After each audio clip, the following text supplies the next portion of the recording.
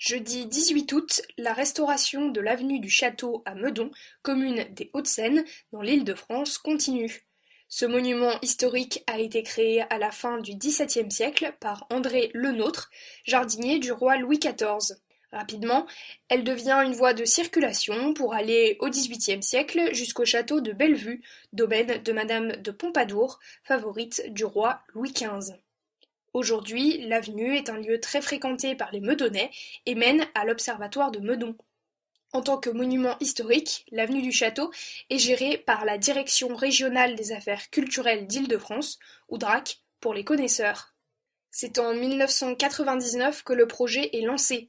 Retrouver l'esthétique du XIXe siècle en abattant les 510 grands tilleuls de l'avenue du Château pour en replanter de plus jeunes venus d'Allemagne. Un accord avec des associations locales est signé en 2003, mais des contestations se lèvent au sein des Meudonnais qui choisissent de créer leur propre association. C'est ainsi que le comité de défense de l'avenue du Château voit le jour en 2010. Commence alors un bras de fer juridique que nous détaille Daniel Mouranche, présent le jeudi 18 août sur l'avenue du Château et président de l'association Vivre à Meudon, elle aussi opposée à ce projet. En 2010, lorsque le recours a commencé en première instance, il a été accompagné d'un référé qui a fait que l'opération s'est arrêtée 5 ans. Le référé donc, a donné l'arrêt des travaux. Le tribunal s'est prononcé en 2013, il y a eu appel et résultat d'appel début 2015, et à partir de là, la DRAC a relancé les travaux pour tout faire en 2015 et 2016. Après un cours d'appel, il y a eu recours en cassation. Le Conseil d'État s'est prononcé en décembre, sans examiner le dossier au fond, en se contentant de dire que la Cour d'appel avait bien fait son travail. Et c'est ce dossier qui est porté auprès de la Cour d'appel de l'homme pour dire que la justice française n'a pas fait son travail.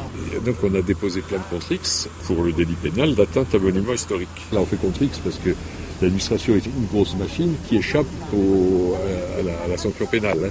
C'était Daniel Mouranche, président de l'association Vivre à Meudon, qui nous précise par ailleurs que le référé réussi de 2010 ainsi que le recours rejeté par le tribunal administratif, la Cour d'appel et le Conseil d'État sont bien le fait du comité de défense de l'avenue du Château. La plainte contre X à la Cour européenne des droits de l'homme a par contre bien été déposée par le comité de défense de l'avenue du Château et l'association Vivre à Meudon. Jean-Pascal Lanuy est sous-directeur adjoint de la DRAC. Il nous explique pourquoi une restauration de l'avenue du Château est nécessaire. On a un patrimoine qui est classé, qui est un signe. C'est la première fois qu'un paysagiste a l'idée de construire une grande allée comme ça en quadruple alignement. Et donc on a un devoir de protéger ce monument historique à ce titre-là. Or, comme il est aujourd'hui dans un environnement urbain qui n'existait pas à l'époque, peu à peu, il a tendance spontanément à glisser en direction des autres allées que l'on connaît dans Paris ou même dans Meudon, parce que c'est devenu un vocabulaire assez classique finalement du paysage que d'avoir des arbres autour d'une route. Et donc il est attiré par ce modèle très commun et on ne doit pas le laisser glisser en direction de cette banalisation. Quant à elle, Maria Olga Boss est présidente du comité de défense de l'avenue du Château et riveraine de l'allée. Elle manifeste ainsi son opposition à l'abattage des grands tilleuls et nous expose les anomalies de ce projet.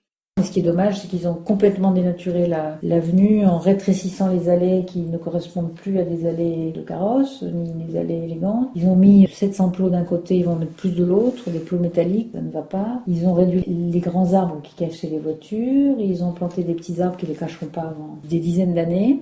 Ils ont abîmé cette trame verte et bleue remarquable qui était vantée dans tous les sites de l'État comme une trame exceptionnelle de biodiversité urbaine. Face à ces attaques, Jean-Pascal Lanuy justifie l'abattage des tilleuls par leur mauvais état. Mais il est néanmoins en mauvais état pour plusieurs raisons. Il y a beaucoup d'arbres qui manquent, qui ont disparu depuis longtemps. Il y en a un certain nombre qui sont malades, voire malades et dangereux. Et on constate aussi qu'un certain nombre de fonctionnalités de l'allée sont devenues un peu dégradées. Il y a des ornières dans les contre-allées, les gens ont du mal à s'y déplacer. Seulement, pour le comité de défense de l'avenue du Château et d'après plusieurs experts, les tilleuls étaient bien en bonne santé. Avec ce projet, la Direction régionale des affaires culturelles souhaite rétablir l'homogénéité de l'avenue avec des arbres de même taille et de même âge. Maria Olga Boss réfute cet argument.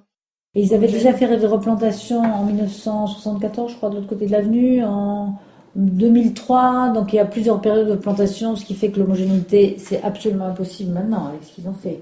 Jean-Pascal Lanuy reconnaît qu'une autre technique de restauration aurait été plus adaptée. C'était effectivement la bonne pratique de restauration.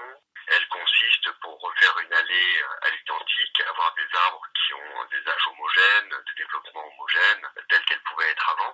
Mais là, ce serait trop traumatique pour la population. Donc on va s'éloigner de cette technique-là en réfléchissant plus à une opération par tronçon. Donc c'est-à-dire qu'il y aurait d'autres projets de rénovation de l'avenue?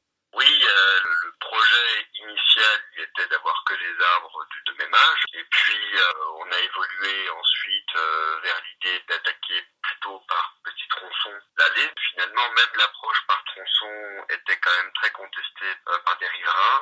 Les arbres qui étaient initialement à abattre n'étaient pas tous malades? Non, dans la première restauration, très clairement, il y a des arbres qui n'étaient pas du tout malades. Aujourd'hui, quand on regarde quand même ceux qu'on aura abattus, pour le coup, il y a une très grande proportion d'arbres qui sont malades. Le comité de défense de l'avenue du Château dénonce également un gaspillage de l'argent public. Rien que cette dernière tranche de travaux coûte 2,3 millions. Et le projet total a été écrit par la ministre de la Culture pour un montant de 7,4 millions. Donc c'est colossal. Tout ça pour détruire, alors qu'il fallait juste refaire les chaussées. En effet, des devis pour la restauration de la chaussée ont été réalisés pour un montant de 500 000 € par une autre association locale. Ainsi, les méthodes de la DRAC sont contestées au niveau local. La dernière polémique en date, la série d'abattage qui a eu lieu du mardi 16 août au jeudi 18 août 2016. Au départ, ces travaux étaient prévus pour le mois de novembre, mais la DRAC a choisi d'avancer cette opération. Jean-Pascal Lanuy nous expose les motivations de cette décision. Ces 3 derniers jours, il y a eu un abattage de 29 tilleuls. Cette série d'abattage était prévue à l'automne initialement. Pourquoi avoir avancé cette opération?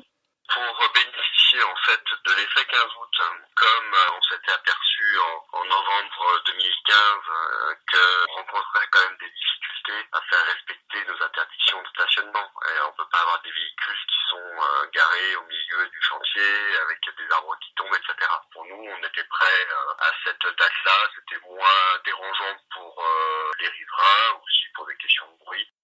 Mais, pour Maria Olga Boss, la raison de ce décalage des travaux est tout autre. Comme ils avaient peur qu'il y ait de nouveau des gens qui se mobilisent, ils l'ont fait en plein mois d'août pour être sûr d'avoir moins de mobilisation, ce qui était vrai, il y a beaucoup de gens qui sont absents. Ce projet de restauration de l'avenue du Château fait beaucoup de bruit au niveau local, mais quelle est la véritable mobilisation des Meudonnais et des associations meudonnaises? Jean-Pascal Lanuy et Maria Olga Boss ont des visions très différentes sur ce point. En novembre, la mobilisation était importante, il y a les écologistes qui nous suivaient, il y a eu beaucoup de journalistes qui sont venus, jusqu'au jour où il y a eu cet abominable attentat du Bataclan. Là, la DRAC et la mairie en ont profité pour faire un passage en force, c'est-à-dire qu'en plein état d'urgence, ils ont envoyé, comme hier, des camions de police, des renforts de bûcherons pour abattre 27 arbres en une journée. Seulement, pour Jean-Pascal Lanuy, la mobilisation sur le terrain n'est pas la même. On a quelques associations qui sont très opposées pour différentes raisons, parfois pour des raisons qui sont légitimes, je les comprends, on aime son arbre et on n'aime pas voir disparaître un arbre. Mais parfois d'autres, je pense, sont plus troublés par les craintes de ne plus pouvoir se stationner comme ils le faisaient avant. Ça les énerve parce qu'effectivement, on va limiter de manière importante le stationnement. Et puis, on a aussi d'autres associations qui sont très en faveur du projet, avec la mairie, avec qui on a pu travailler. Bien qu'étant en faveur du projet, elles ont insisté pour qu'on épargne le plus possible d'arbres. Et donc, on a accepté cette discussion et ces compromis pour se limiter aux cas les plus dangereux. Donc, il y a des associations qui font moins de bruit, elles ne grimpent pas dans les arbres, mais qui sont tout à fait en faveur. On ne peut pas le présenter comme un sujet très contesté au niveau local. Je pense qu'il est même très majoritairement soutenu. Vous, à la DRAC, vous avez reçu les associations qui étaient en faveur de ce projet et aussi les associations qui contestaient... Celles qui étaient en faveur du projet, il y a eu des discussions l'association dès les années 2000. On a pu signer un protocole en 2003. Ce qui s'est passé ensuite, c'est que certaines personnes dans ces associations-là ont choisi de sortir de ces associations-là et de mener directement des contentieux contre l'État. À partir du moment où on rentre dans une opposition juridique, en attaquant tous les actes, ça peut plus être des partenaires. Je les ai vus une fois en grande réunion, mais il n'y a pas d'utilité à une discussion qui ne peut pas déboucher. Donc vous ne les avez pas reçus au même titre que les associations en faveur. Donc pour le coup, il y a une vraie hiérarchie dans les partenaires. Il n'y a pas de raison en tant que telle de discuter avec, et certainement pas de les traiter de la même manière que ceux qui font le jeu du projet. C'est un petit peu paradoxal de à la fois procéder à des attaques juridiques et se plaindre du fait de ne pas être écouté. Déterminée, Maria Olga Boss est montée dans un grand tilleul le jeudi 18 août afin d'empêcher l'abattage des arbres de l'avenue du Château. Ce n'est pas la première fois que cela se produit, elle était déjà montée dans un arbre en novembre 2015 pour les mêmes raisons.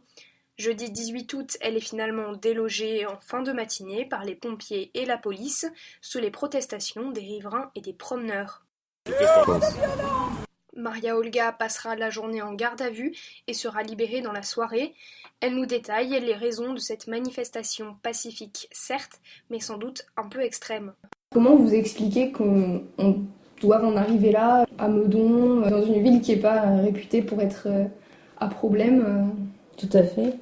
Écoutez, c'est le seul moyen qu'on a trouvé pour se faire entendre, en fait, grâce aux médias qui sont quand même venus un peu, parce que le maire refuse de nous recevoir, il dit que nous sommes contre tous les projets de la ville, alors que c'est absolument faux. Il nous calomnie, il dit qu'on ment, il dit qu'il n'est pas au courant qu'il va y avoir des abattages, alors que les réunions se passent à la mairie, il connaît parfaitement le dossier. Côté DRAC, c'est la même chose, c'est-à-dire qu'il n'accepte de recevoir que les gens qui sont d'accord avec le projet. Mais en fait, il y a deux associations qui ont d'ailleurs pratiquement plus d'adhérents, qui eux veulent un stationnement très organisé pour que ça fasse plus en ordre. L'ordre, il suffisait de faire régler par simplement la police qui empêche les voitures de stationner n'importe où. C'est simple, ou de rouler trop vite, mais la police municipale ne le fait pas, donc ils préfèrent planter 2000 plots en fonte. Ainsi, la présidente du comité de défense de l'avenue du Château et le sous-directeur adjoint de la DRAC ont des opinions totalement opposées sur ce projet de restauration. Maria Olga Boss lui en a d'ailleurs fait part. Moi, je l'ai encore dit au directeur de la DRAC et au sous-directeur de la DRAC qui était là l'autre jour, un mauvais projet à retire. S'il y a tant d'opposition, c'est pas par hasard. On fait pas passer un projet avec la force de police. Il y a quelque chose qui va pas. Quand on a aussi peu d'assentiment local, c'est qu'il y a quelque chose qui bloque. Et lui, il a répondu, oui, moi non plus, c'est pas un projet qui me convient, c'est un projet qui fait plaisir à personne. Pour l'instant, la restauration de l'avenue du Château reste en suspens. Le comité de défense de l'avenue du Château et sa présidente Maria Olga Boss veulent continuer à dénoncer ces abattages. Nous avons décidé de continuer à nous occuper de ce dossier parce qu'il faut dénoncer ces malfaçons aux inspections, aux cours des comptes, etc. Il faut continuer à mobiliser la population pour dire aux maires et à la DRAC leur opposition à ce projet, leur déception pour que ça ne se reproduise pas ailleurs, pour qu'on arrête de couper des arbres partout comme ça, sous des prétextes divers et variés et surtout obscurs. La DRAC aurait dû entretenir cette allée au lieu de la défigurer. Deux visions s'affrontent donc sur ce projet, un contrôle du patrimoine et de la nature avec la replantation d'arbres plus jeunes contre une conservation de l'avenue et de ses grands tilleuls tels quels. Affaire à suivre.